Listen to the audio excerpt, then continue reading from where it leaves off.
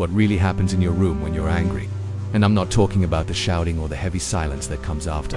I'm talking about the change in the air itself, that shift in the atmosphere. You felt it, right? That feeling of a sudden dense coldness that settles over everything after a moment of pure, uncontrolled rage. It's like a flicker of something that wasn't there before, an emotional stain left on the room. But what if it's more than just a feeling? What if it's an invitation?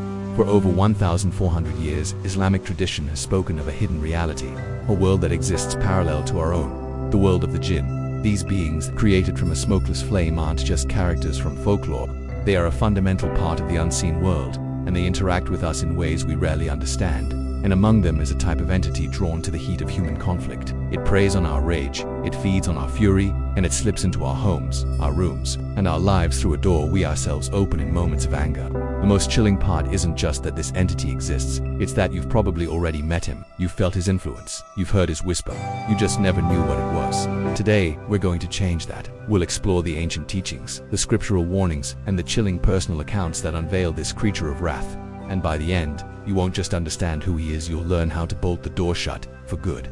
Have you ever been in an argument over something stupid, the remote, a forgotten chore, a simple misunderstanding, and felt it escalate with a speed that just feels unnatural? 1 second, it's a minor issue. The next, voices are raised, hearts are pounding, and words are flying out of your mouth that feel like they belong to someone else. Words laced with a venom you didn't even know you had. In that moment, when reason drowns in a tidal wave of emotion, you've cracked open a door. It's a spiritual opening, a breach in the fortress of your self-control, and there's always something waiting on the other side. Think about the aftermath, the heavy, suffocating silence in the room, that feeling of regret all tangled up with a strange, cold detachment. You look at the person you were just screaming at, your partner, your parent, your child, and for a split second, you feel like a stranger in your own life. Where did that rage come from? Why did it feel so powerful, so consuming? This experience is universal. It's a flaw in the human design. But Islamic teachings offer a terrifying and profound explanation. It's not just your own emotion running wild. In that moment, you have an accomplice. You have a whisperer, an agitator, an unseen presence that thrives on chaos. This isn't possession like you see in the movies. It's far more subtle, and because of that, it's so much more dangerous. It's a parasitic relationship. Your anger creates the perfect environment, and this entity shows up to cultivate it, to help it grow, and to push it to its most destructive end. This creature doesn't need to break down your door. You invite him in. Every time you let fury blind you, every time you choose pride over peace, you're resetting a place at the table for a guest whose only goal is to watch your world burn. He's the unseen catalyst in your most regrettable moments, the silent partner in your most damaging fights. You've met him in the flash of red that clouds your vision, in the bitter words you can't take back, and in the cold shame that follows. He is the Jinn of anger, and his work is woven into the very fabric of human conflict. 1. The introduction: building credibility. To understand this entity, we first need to look at where this knowledge comes from. This isn't some village superstition. It's a concept rooted in the core texts of Islam, the Quran and the Sunnah, the recorded teachings of the Prophet Muhammad, peace be upon him.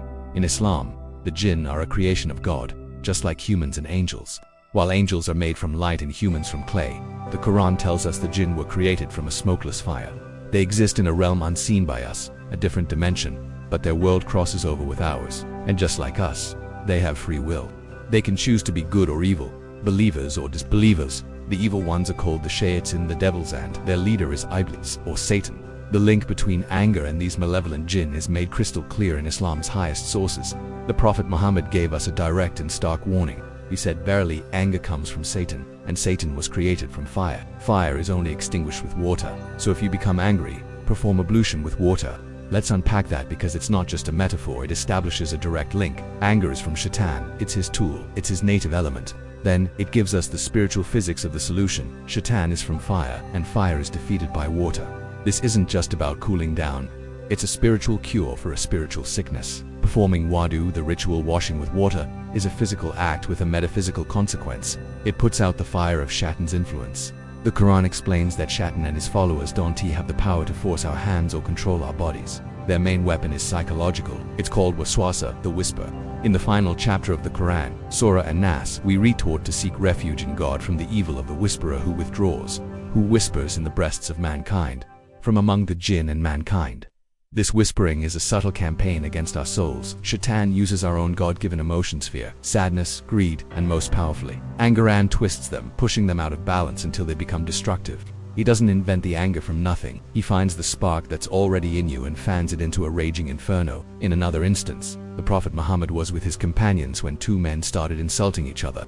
One of them got so furious his face turned red and the veins on his neck bulged. The Prophet saw this and said, "I know a word which, if he were to say it, what he feels would go away.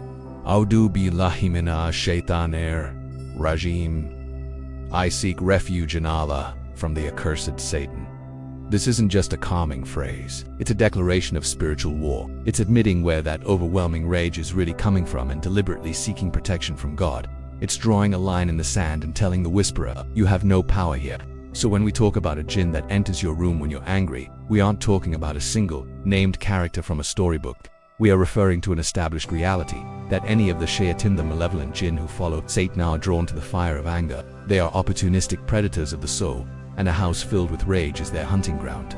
They are the personification of that whisper, that nudge that takes a moment of frustration and turns it into an act of destruction. This is the framework that gives meaning to countless personal experiences, and the signs are there, if you know what to look for. 2. The narrative, the chilling account. To truly understand how this presence can manifest, let's move from theory to something more tangible. I want to tell you a story. This account isn't from a headline, it's a composite, woven from numerous experiences shared in communities where belief in the jinn is a part of daily life. We'll call the man in our story Ferris. Ferris was a good man, a loving husband, a doting father, and a respected member of his community. But Ferris had a flaw. He had a temper. It didn't show up often, but when it did, it was like a thunderstorm, sudden, violent, and scary. For weeks, he'd be the kind, patient man everyone loved. Then, some small stressor, work deadline, a surprise bill, his kids being too loud would act as a trigger, and the storm would break. His wife Layla had learned to walk on eggshells. She knew the signs, the tension in his jaw, the clipped tone in his voice. She'd tried to calm him down, but sometimes it was like trying to stop a freight train. One Tuesday evening, the trigger was something laughably small. Ferris had had a long, awful day at work. He came home exhausted, wanting only quiet. Instead, he walked into the happy chaos of family life. His 5-year-old son, Sami, had spilled juice on a new rug. Layla was trying to clean it while the baby cried in her high chair. Normally, Ferris would have sighed and helped. Not tonight. Tonight the fuse was already lit. The spill was just the match. "What is this?" he boomed, his voice shockingly loud. "Can I not have one moment of peace in this house?" Layla stood up. "Ferris, it was an accident. He's a child. An accident." Ferris shot back with a harsh, ugly laugh. "It's always an accident, it's carelessness." The argument spiraled quickly and unnaturally. It went from the juice to their finances, from finances to their in-laws, to old grievances from years ago. Ferris's face was flushed, his eyes blazing with a light Layla didn't recognize. The words he used weren't just angry. They were cruel, designed to cut deep. Layla, usually so patient, was pulled into the storm. She yelled back, her own voice sharp with pain. The children, terrified, wailed in the background. The very air in their small living room felt thick and charged, buzzing with a nasty energy. It felt cold, despite the heat of the fight. Finally, after a deeply wounding insult from Ferris, Layla just broke. She burst into tears, picked up the baby, took Sami by the hand, and locked herself in the bedroom. Ferris was left alone.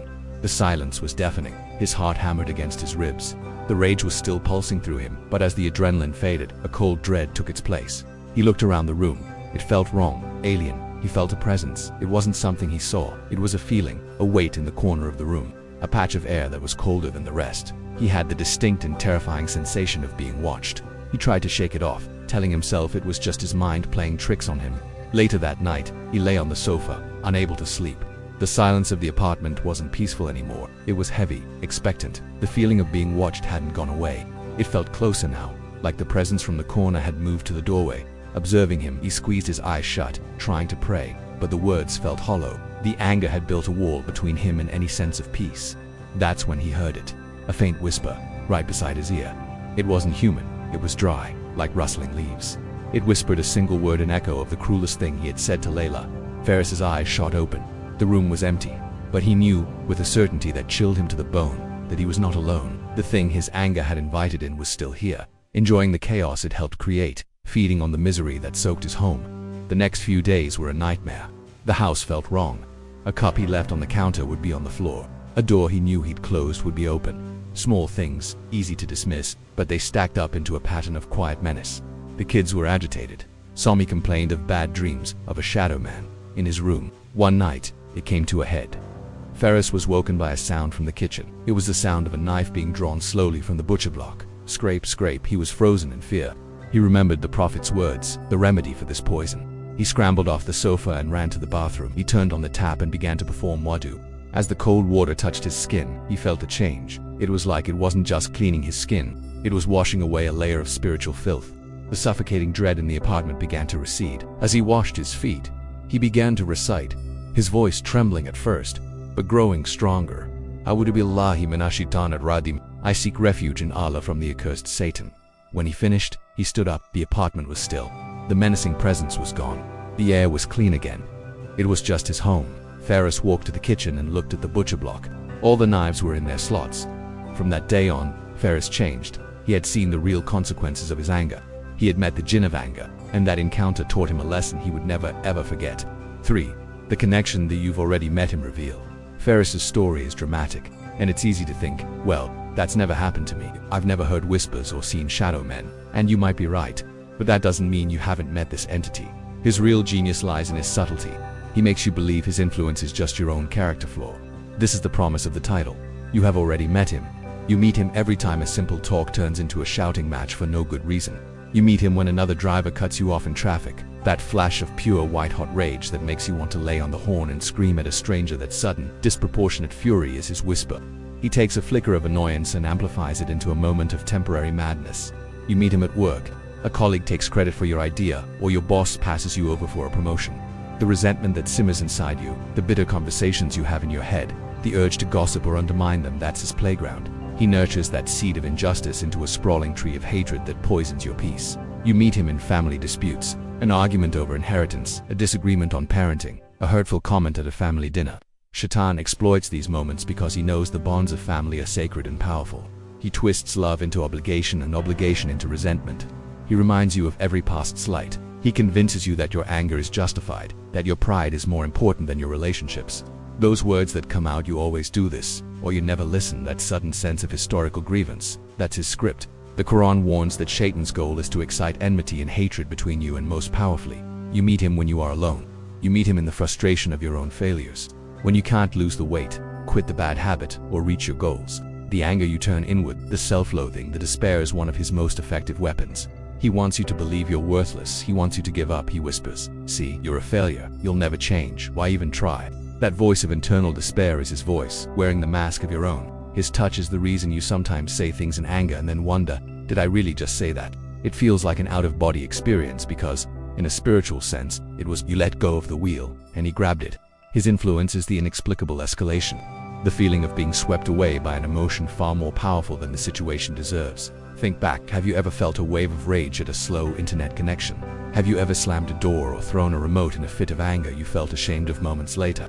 In each of those moments you were in his presence. You didn't need to see a shadow in the corner. His presence was in the emotion itself, the unnatural intensity, the loss of control, the bitter aftertaste. That's his signature. That's his fingerprint on your soul. Recognizing his presence in these small, everyday moments is the first, most critical step to taking back your power. 4. The protection, the solution. So, how do you close the door? How do you evict this unwanted guest and fortify your home and your heart against him? The beauty of Islam is that for every sickness, it gives a cure. The solutions for anger aren't just suggestions, they are a divine toolkit, a spiritual technology designed to counter the influence of the shayateen. These are your weapons. 1. The immediate response. Seeking refuge, your first line of defense. The immediate weapon you can grab is your voice. As the Prophet Muhammad advised, the moment you feel that rage, you say, A'udhu billahi minash shaytanir I seek refuge in Allah from the accursed Satan. This isn't a polite request, it's a powerful declaration. You are acknowledging the true source of the emotion and immediately turning to a higher power for protection. It's like flipping on the lights in a dark room when you think an intruder is there. The act of saying this drags the whisperer out of the shadows of your subconscious and into the light, weakening his grip. You're saying, I see you, I know what you are, and I'm with the one who has power over you. 2. The physical response. Changing your state. The Prophet also gave brilliant, practical advice. He said, if any of you becomes angry and he is standing, let him sit down. If it does not go away, let him lie down. This is genius. Anger feeds on momentum. Standing is a position of confrontation. By forcing yourself to sit, you are physically breaking that momentum. You are adopting a less aggressive posture. If the anger is still there, lying down is a position of total passivity. It is incredibly hard to stay intensely furious when you are flat on your back. This physical change signals to your mind and body that it's time to de-escalate. 3. The the spiritual cleansing. Performing wudu ablution, this is the spiritual counterstrike. Remember the hadith. Anger comes from Satan, and Satan was created from fire. Fire is only extinguished with water. If the jinn's influence is fire, then water is its direct opposite. Wudu is a spiritual fire extinguisher. The cool water on your skin is calming, but more importantly, this ritual act cleanses the spiritual residue of anger. It washes away the fiery whispers and re-establishes a state of purity and calm, reinforcing your spiritual defenses. For the ultimate fortress, the power of the Quran. For long-term protection, you need to build a fortress around your home and heart. The primary material is the Quran itself. The Prophet stated, "Do not turn your houses into graves."